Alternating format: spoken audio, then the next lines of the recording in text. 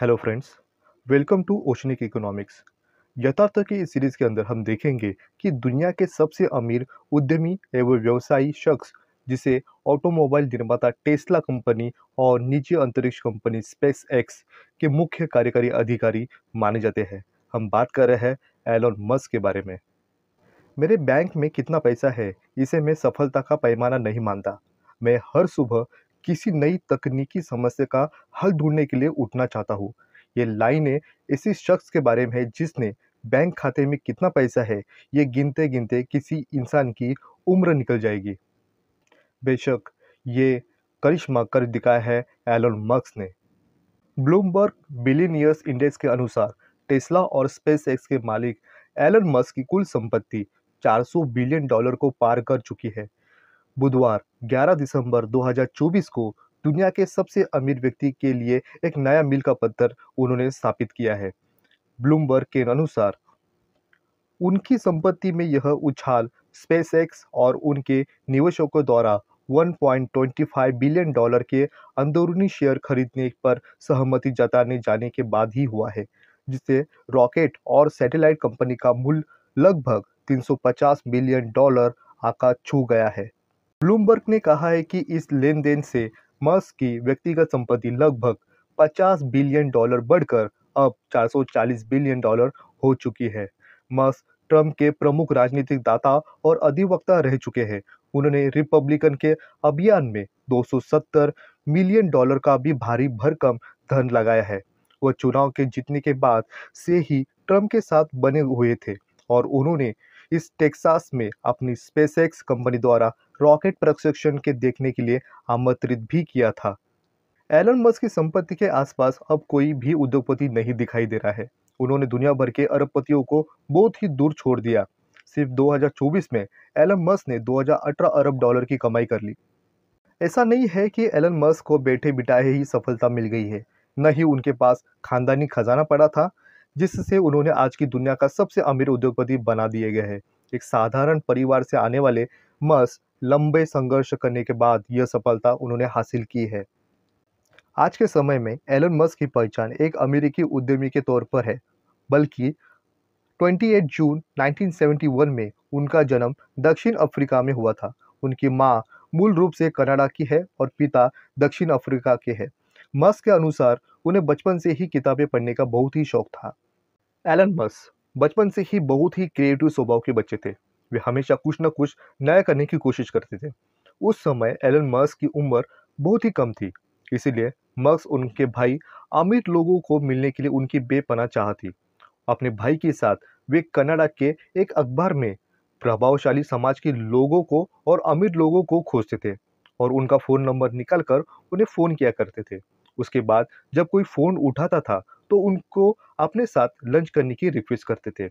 इस दौरान वे एक समय बैंक के अधिकारी से मिले और साल 1994 में वे अपने भाई के साथ पूरा अमेरिका घूम चुके। इसी तरह से उनको पता था कि वे दक्षिण अफ्रीका से ताल्लुक़ रखते हैं, पर उन्हें भविष्य में अगर अमेरिका का नागरिक बनना है तो पूरी तरीके से उन्हें अमेरिका घूमनी चाहिए और अमेरिका समझनी चाहिए। एलन मस्क की मां 74 ईयर की उम्र की है। उनका नाम माया मस्क है। वे एक बतौर मॉडल रह चुकी है, जो आज भी मॉडलिंग करती है।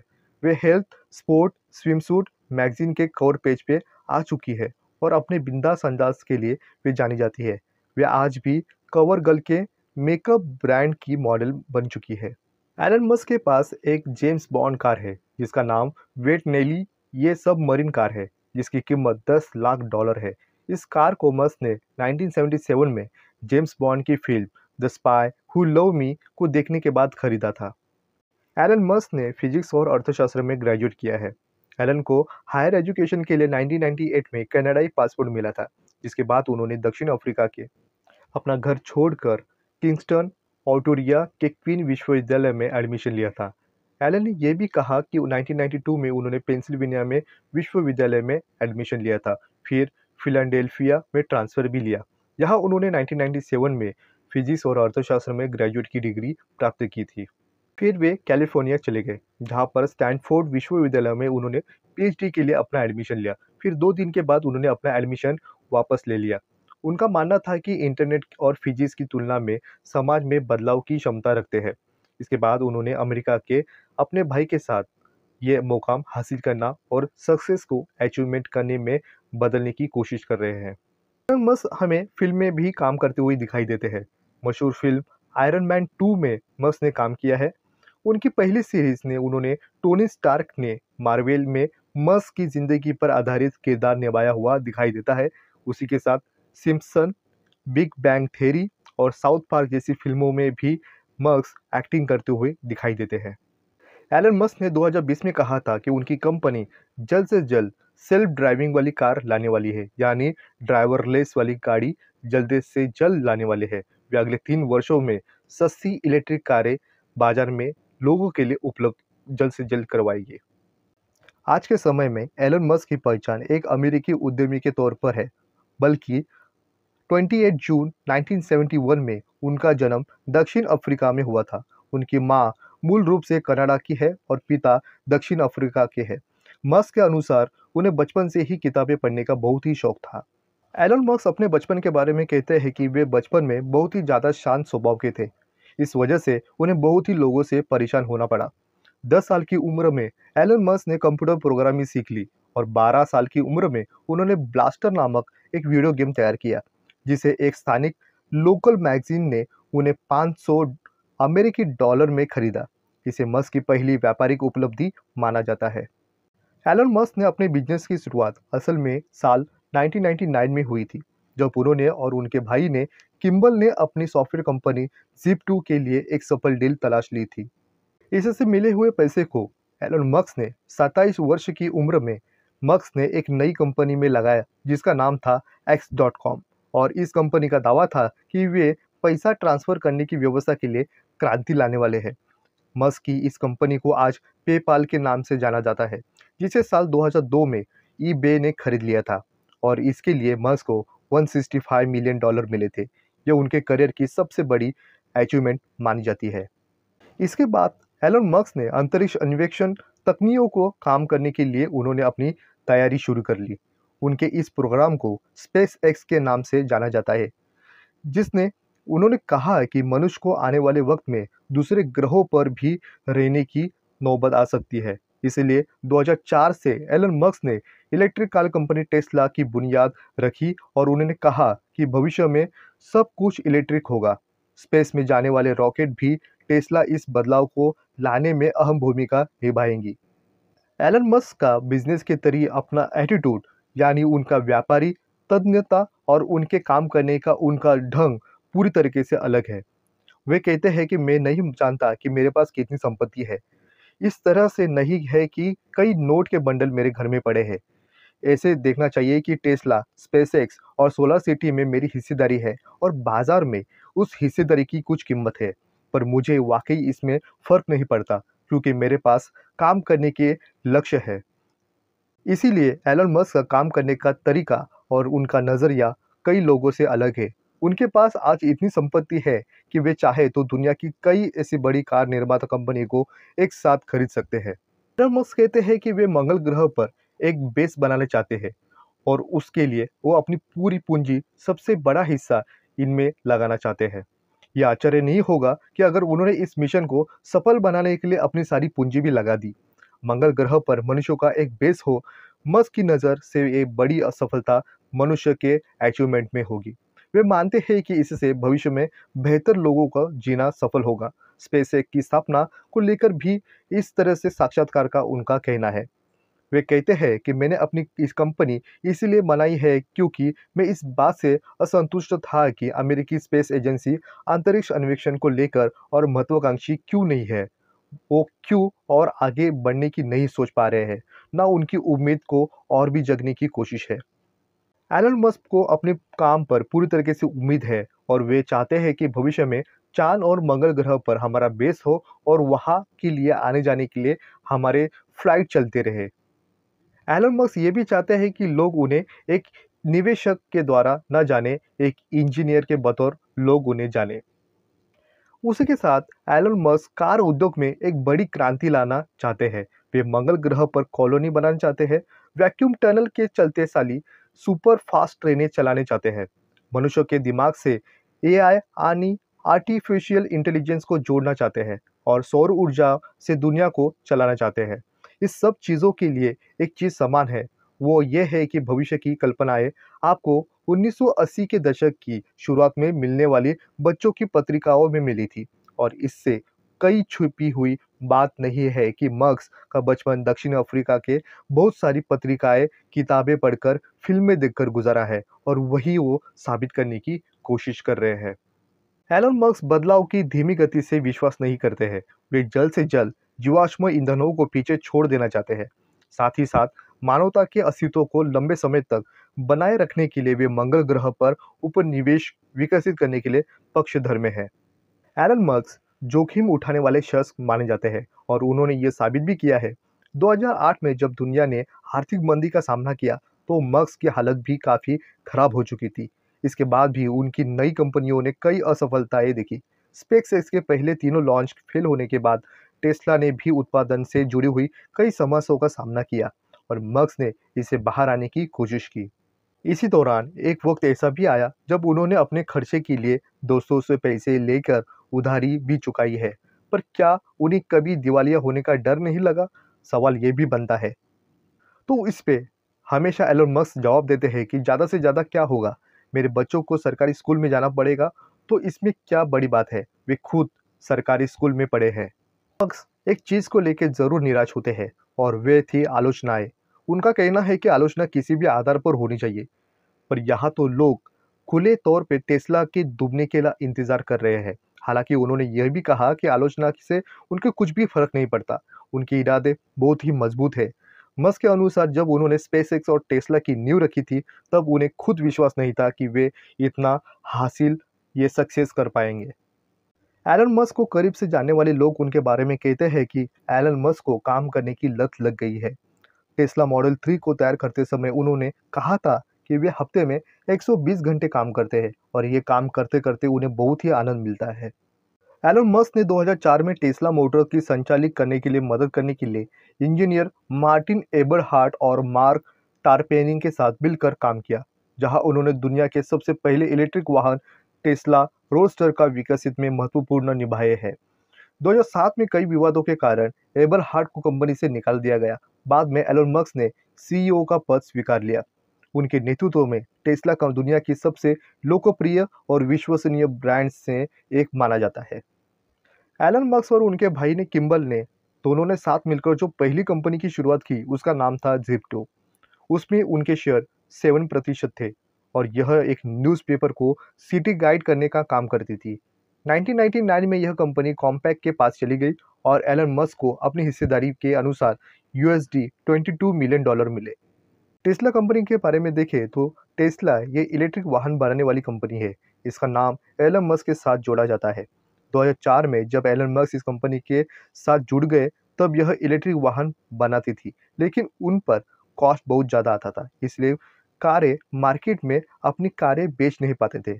एलन मस्क इसके बाद इस कंपनी को ओवरटेक करते हैं और सस्ती दरों में इलेक्ट्रिक कारों का निर्माण करते हैं। एलन मस्क के मार्केट में आते ही टेस्ला की मार्केट की वैल्यू बढ़ गई और उनकी कारें भी बिकने लग गई। टेस्ला आज इतनी बड़ी कंपनी है कि पूरे विश्व में इनकी बनाई गई कारें और उस पे एआई की मदद से ड्राइवर रहित कारों टेस्ला बना चुकी है और उनकी मार्केट वैल्यू भी ज़्यादा बढ़ गई है। सोलर सिटी 2006 में एलन मस्क ने अपने चचेरे भाई के साथ सोलर सिटी में निवेश किया। कुछ ही समय में यह अमेरिका की सबसे दूसरी बड़ी कंपनी सोलर कंपनी बन गई। 2013 में इस कंपनी का एलन मस्क ने टेस्ला में विलय किया और आज सोलर सिटी और टेस्ला मिलकर नई टेक्नोलॉजी के साथ आगे बढ़ती हुई दिखाई देती है। एलन मस्क सोलर सिटी के साथ साथ सोलर टाइल्स पर भी काम कर रहे हैं। 2016 में उन्होंने सोलर सिटी का अधिग्रहण तो किया। इस सोलर सिटी में वह सोलर टाइल्स पर भी काम कर रहे हैं। मसलन घरों की छत और दीवारों को ऐसा बनाने की वो कोशिश कर रहे हैं जो सूर्य की रोशनी की मदद से बिजली पैदा कर सके और ये लोगों को एक नया इनोवेशन पैदा करे। हाइपरलूप वर्जिन हाइपरलूप एक अमेरिकन परिवहन टेक्नोलॉजी कंपनी का जो वैक्यूम ट्रेन का एक संस्करण और हाइपरलूप नामक उच्च गति प्रौद्योगिकी अवधारणा का व्यवसाय का नाम कहती है। कंपनी को 1 जून 2014 में स्थापित किया गया था। और 12 अक्टूबर 2017 को इसका पुनर्गठन और नाम बदल दिया गया। नेक्स्ट जो आता है ओपन एआई। ओपन एआई एक आर्टिफिशियल इंटेलिजेंस रिसर्च लैब है। इसकी स्थापना 11 दिसंबर 2015 में हुई थी, जिसमें फायदेमंद कॉरपोरेशन ओपन एआई एलपी और इसकी मूल कंपनी ओपन एआई है। Open AI non profit artificial intelligence research organisation जो है, जिसकी स्थापना एलन मस्क और सैम ऑल्टमैन ने की थी। जो बनता है न्यूरालिंक। न्यूरालिंक कॉरपोरेशन एक न्यूरो टेक्नोलॉजी कंपनी है। इसकी स्थापना एलन मस्क ने की थी, जिसकी इम्प्लांटेबल ब्रेन मशीन इंटरफेस विकसित करना इसका मुख्य काम है। कंपनी का मुख्यालय सैन फ्रांसिस्को में है। 2016 में इसकी शुरुआत की गई थी और पहली बार मार्च 2017 में इसे सार्वजनिक रूप से रिपोर्ट किया गया था। एलन मस्क ने न्यूरोलिंक के लिए जरिए एक ऐसी मशीन बनाने की शुरुआत की है जो इंसानी दिमाग को कंप्यूटर से जोड़ेगी। अगर वह सफल होती है तो दुनिया के लिए एक सबसे बड़ा तोहफा माना जाएगा। कई बिजनेस के साथ साथ Elon Musk the boring company के साथ भी जुड़े हैं। बोरिंग कंपनी एक अमेरिकन अवसंरचना और सुरंग निर्माण की सेवा देने वाली कंपनी मानी जाती है, जिसकी स्थापना एलन मस्क ने 17 दिसंबर 2016 में की थी। बोरिंग कंपनी की सुरक्षित, तेज से खुदाई और कम लागत वाली परिवहन, उपयोगिता और माल सुरंगों को निर्माण करने वाली कंपनी मानी जाती है। 2016 में एलन मस्क ट्रैफिक में फंस गए थे। इसके बाद उन्होंने एक ट्वीट किया, लिखा कि ट्रैफिक ने मुझे पागल बना दिया है। मैं एक टनल बोरिंग मशीन बनाने जा रहा हूँ और खुदाई शुरू कर रहा हूँ। ट्वीट करने के तुरंत बाद मस्क ने द बोरिंग नामक कंपनी रजिस्टर करवा ली। 2018 में अंडरग्राउंड टनल का एक प्रोटोटाइप भी बनाया। उन्होंने बोरिंग कंपनी की आग उगलने वाली एक मशीन बनाई और मजाक मजाक में ये बना भी दी। दूसरी अहम बात जो बनती है, एलन मस्क ने ट्विटर को 44 बिलियन डॉलर में अपने नाम करवा लिया। इसे खरीदकर उनका यह कदम इसलिए भी सबसे अहम माना जाता है कि सबसे सही माना भी जा रहा है, क्योंकि ट्विटर पर पिछले कई सालों से ये डिबेट भी चल रहा है कि ट्विटर पर फ्री स्पीच का अधिकार रिस्ट्रिक्टेड किया जाता है। इसी बात को ध्यान रखते हुए एलन मस्क ने ट्विटर को खरीदने के साथ साथ यह घोषित भी किया कि वे इस कंट्रोवर्सी से भरी हुई बातों और डिस्कशन को प्लेटफॉर्म पर आने से नहीं रोकेंगे और सभी को उनकी बात रखने और तर्क लगाने का मौका दिया जाएगा।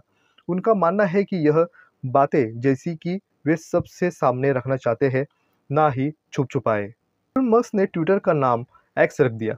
मस्क के ट्विटर को खरीदने के पीछे कई ऐसे कारण शामिल हैं, जिसके लिए एक माना जाता है कि वे दुनिया के अपने प्रथम स्थान बनाने रखने के लिए साथ कुछ ऐसे टिप्स भी ले सकते हैं।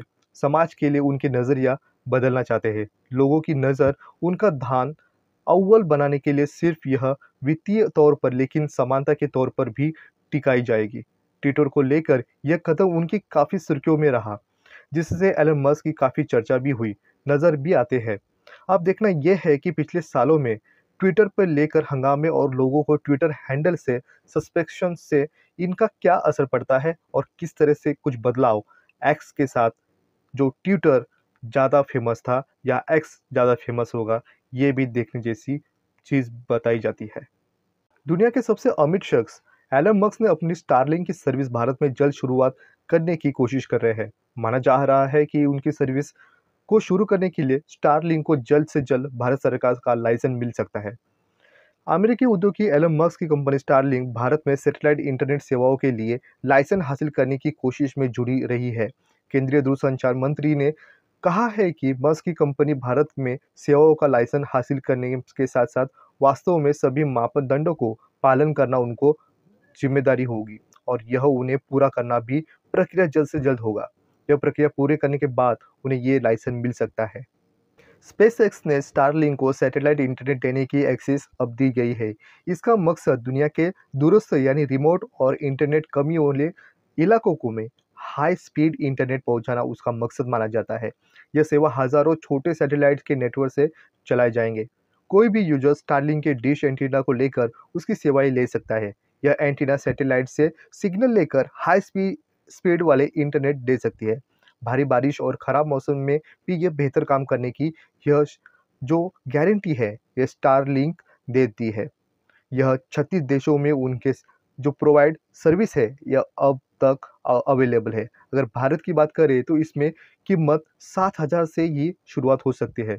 साथ ही इंस्टॉलेशन के चार्ज भी अलग देने पड़ेंगे, ऐसा माना जाता है। इसी बतौर इंडियन सर्विस प्रोवाइडर और स्टारलिंक के एंट्री होने के लिए कई ऐसे मामले उनमें मतभेद दिखाई देते हैं। इस बहस इस बात को लेकर भी हो रही है कि सैटेलाइट बेस्ड ब्रॉडबैंड सर्विस को सपोर्ट करने के लिए स्पेक्ट्रम कैसे आवंटित किया जाएगा, और भारतीय कंपनी को यह कहना है कि शहरी या रिटेल उपभोक्ताओं को सैटेलाइट से जुड़ी सर्विस देने के लिए सिर्फ नीलामी वाले सैटेलाइट स्पेक्ट्रम का इस्तेमाल होना चाहिए। लेकिन स्टारलिंक का कहना है कि इंटरनेशनल टेलीकम्युनिकेशन यूनियन की ओर से सैटेलाइट कम्युनिकेशन को साझा स्पेक्ट्रम बनाया जाना जरूरी है। एलन मस्क ने भी ये संकेत दिए हैं कि भारत में इंटरनेट सेवा देने के लिए उनकी स्टारलिंक कंपनी सज्ज है। इसके साथ साथ रिलायंस जियो और भारतीय एयरटेल जैसी प्रमुख टेलको कंपनियों के साथ एक बड़ी प्रतिस्पर्धा सामना करना पड़ सकता है। भारतीय इंटरप्राइजेस के अध्यक्ष सुनील मित्तल ने भी ये कहा कि उस मामले में जियो के साथ वो मिलकर सैटेलाइट और टेलीकॉम सेवाओं के बीच नीलामी प्रक्रिया के जरिए स्पेक्ट्रम आवंटन की मांग भी करेंगे। यह सब तब हो सकता है जब स्टारलिंक को हाल ही में यूएसए फेडरेशन कम्युनिकेशन कमीशन मतलब एफसीसी द्वारा आपातकालीन direct to cell satellite connectivity प्रदान करने की अनुमति मिली है। यह तकनीक भारत में भी अपनी सेवाएं प्रदान करने की कोशिश स्टारलिंक जल्द से जल्द करने की कोशिश कर रहा है। स्टारलिंक की डायरेक्ट टू सेल तकनीक यह वैश्विक टेलीकॉम क्षेत्र में हलचल मचा रही है, क्योंकि यह कहीं भी 4G फ़ोन को टेक्स्ट, वॉइस और डेटा सीमलेस प्रदान अच्छी क्वालिटी की दे रही है। Starlink company lower earth orbit में एलईओ या वैश्विक सैटेलाइट कंसोलेशन ऑपरेट करती है, और इससे पहले भी विभिन्न देशों में वो स्पेस ब्रॉडबैंड सेवाएं प्रदान कर चुकी है। इसके पास तकनीकी क्षमता है और किसी भी जगह पर स्मार्टफोनों पर सैटेलाइट ब्रॉडबैंड सेवाएं प्रदान कर सकती है। यह तब हो रहा है जब कंपनी भारतीय सरकार से GMPCS वैश्विक मोबाइल व्यक्तिगत संचार सैटेलाइट सेवाएं परमिट प्राप्त करने के लिए तैयार है, जिससे वह देश सैटेलाइट ब्रॉडबैंड सेवाएं शुरू कर सकती है। स्पेसएक्स टेस्ला के लिए एक मशहूर एलन मस्क की कंपनी है। 2002 में उसकी शुरुआत हुई थी। कंपनी ने अब तक पुनः प्रायोज्य रॉकेट लॉन्च सिस्टम बनाया है, कारों को अंतरिक्ष में भेजा है, उपग्रहों को पृथ्वी की कक्षा में भेजा है। अब कंपनी ने इसे अंतरिक्ष यात्राओं के लिए एक भेजने के लिए नासा के साथ साझेदारी भी की है, यानी अंतरिक्ष में और अंतर्राष्ट्रीय अंतरिक्ष स्टेशन पर इंसानों को भेजने वाली यह पहली निजी कंपनी होगी। अमेरिका ने 2011 में अपने अंतरिक्ष शटल का उपयोग बंद कर दिया। तब यह सभी अमेरिकी अंतरिक्ष यात्राओं के लिए जाने वाले पहले मिशन है। अमेरिका की नासा ने भी अंतरिक्ष यात्रियों को अंतरिक्ष स्टेशन तक पहुंचाने के लिए बोइंग के साथ भी इसी तरह से समझौता किया था। नासा के पिछले सभी मिशनों और स्पेस एक्स मिशन के बीच मुख्य अंतर यह है कि पूरी तैयारी के साथ योजना स्पेस एक्स कंपनी के द्वारा की जाती है।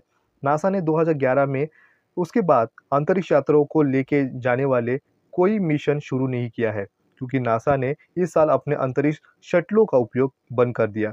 तब अमेरिका ने अपने अंतरिक्ष यात्रियों को भेजने के लिए रूस और उसके सोयूज विमान पर निर्भर थे, और इसीलिए उन्होंने काफ़ी खर्च भी करना पड़ा था। इसीलिए उन्होंने अंतरिक्ष यात्रियों को अंतरिक्ष में या अंतर्राष्ट्रीय अंतरिक्ष स्टेशन तक ले जाने के लिए स्पेसएक्स और बोइंग के साथ अनुबंध करार किया है। इसके अलावा स्पेसएक्स द्वारा डिजाइन किए गए रॉकेट पुनः प्रायोज्य है, और इसीलिए पैसे की बचत भी हो सकती है। एलन मस्क ने अंतरिक्ष क्षेत्र में और एक बड़ी उपलब्धि हासिल की है। 13 अक्टूबर 2024 को स्पेसएक्स ने अपनी मेगा स्टारशिप रॉकेट को सफलतापूर्वक लॉन्च किया। यह उड़ान टेक्सास के दक्षिणी सिरे से मैक्सिकन सीमा के पास सूर्योदय के समय हुई। 121 मीटर मतलब लगभग 400 फीट ऊंचा यह रॉकेट अब तक का सबसे विशाल और शक्तिशाली रॉकेट है, जिसे स्पेसएक्स ने विकसित किया है। इस परीक्षण को स्पेसएक्स ने सबसे साहसिक और सफल अभियानों में से एक माना जाता है। इससे पहले 2024 में स्पेसएक्स ने एक सफल और उड़ान भरी थी, जिसमें रॉकेट बिना किसी विस्फोट के अपनी यात्रा पूरी की थी। यह स्टारशिप रॉकेट का 5वां परीक्षण था, जिसमें कोई भी तकनीकी की खामी नहीं हुई थी, और यह सफलतापूर्वक अपने मिशन को अंजाम दे चुकी थी। एलन मस्क के नेतृत्व में स्पेसएक्स ने स्टारशिप रॉकेट को अब तक का सबसे शक्तिशाली रॉकेट बनाया। यह दावा भी वो करते हैं यह रॉकेट 33 मीथेन फ्यूल इंजन से लैस है, और इसका बूस्टर सिस्टम इसे अत्यधिक शक्तिशाली बनाता है। मस्क का इरादा इस रॉकेट का इस्तेमाल मानवों और आपूर्ति को चंद्रमा और मंगल ग्रह तक भेजने की खासियत रखता है। स्पेसएक्स की इस सफलता के बाद नासा ने चंद्रमा और अंतरिक्ष यात्रियों को उतारने के लिए 2 स्टारशिप रॉकेट का ऑर्डर दिया है। इस दशक के अंत का नासा इन रॉकेट का उपयोग करने में चंद्रमा और मानव मिशन की तैयारी करने में जुट जाएगा। स्पेसएक्स के इस प्रोजेक्ट का उद्देश्य अंतरिक्ष यात्राओं को सुलभ और नियमित उड़ान भरने की कोशिश करता है। मार्च 2024 में हुए स्टारशिप के परीक्षण के दौरान री एंट्री के समय रॉकेट से संपर्क टूट गया था। तकनीकी खामियां के चलते यह रॉकेट सफलतापूर्वक री एंट्री नहीं कर सका था। इसके बाद दूसरे परीक्षण के स्टेज सेपरेशन की समस्या से मिशन को विफल कर दिया गया था। लेकिन इस बार स्पेसएक्स ने अपनी पिछली गलतियों को सीखा और यह परीक्षण बिना किसी गंभीर समस्या के साथ सफल करके दिखाया है।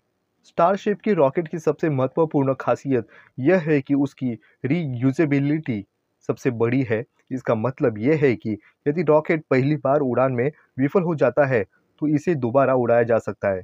यह रॉकेट 150 टन पेलोड ले जाने की क्षमता रखता है, जो इसे और भी अधिक प्रभावशाली बनाता है। इसके 33 रजिस्टर इंजन इसे अब तक का सबसे शक्तिशाली और तेज गति वाला रॉकेट मानता है, जिसकी गति 27,000 किलोमीटर प्रति घंटा ये पहुंचाती है। भारतीय उद्योगपति आनंद महिंद्रा ने इस ऐतिहासिक उपलब्धि की तारीफ करते हुए एलन मस्क की बहुत ही सराहना की। उन्होंने अपनी सोशल मीडिया पे एक वीडियो साझा किया जिसमें स्टारशिप रॉकेट का निचला हिस्सा लॉन्च टावर के पास सुरक्षित रूप से वापस आता हुआ दिखाई देता है। आनंद महिंद्रा ने मस्क की सहायता की तारीफ की और करते हुए ये भी लिखा कि मैं अपना टिकट कहाँ से खरीद सकता हूँ। स्पेसएक्स की इस सफलता को अंतरिक्ष यात्रा में एक महत्वपूर्ण मोड़ का रूप दिया जा सकता है। इस रॉकेट की क्षमता और सफल वापसी के साथ साथ अंतरिक्ष यात्रा को सुलभ बनाने की दिशा में ये एक बड़ा कदम माना जाता है। आने वाले समय में मस्क का सपना यह है कि रॉकेट चंद्रमा और मंगल पर नियमित रूप से यात्राओं को इसका इस्तेमाल हो सके। इस तरह से हमने देखा कि एलन मस्क ने बचपन से ही एक उद्यमी के रूप में प्रवृत्ति उनकी दिखाई दी थी। उनके इंजीनियर पिता और आहार विशेषज्ञ माँ अपने बेटे को प्रौद्योगिकी के प्रति जुनून का पहचाना और उसे प्रोत्साहित किया। आने वाले समय में हम देखेंगे कि एलन मस्क कैसे बहुत सारे आविष्कार करते हैं और अपने प्रोजेक्ट को और भी उन्नति के लेके आगे जाते हुए दिखाई देंगे। हम ये आशा करेंगे। इस तरह से आज के इस टॉपिक में बस इतना ही। मिलते हैं एक नए टॉपिक के साथ, एक नए ऐसे पर्सनालिटी के साथ। तब तक थैंक यू। बने रहे हमारे साथ ओशनिक इकोनॉमिक्स।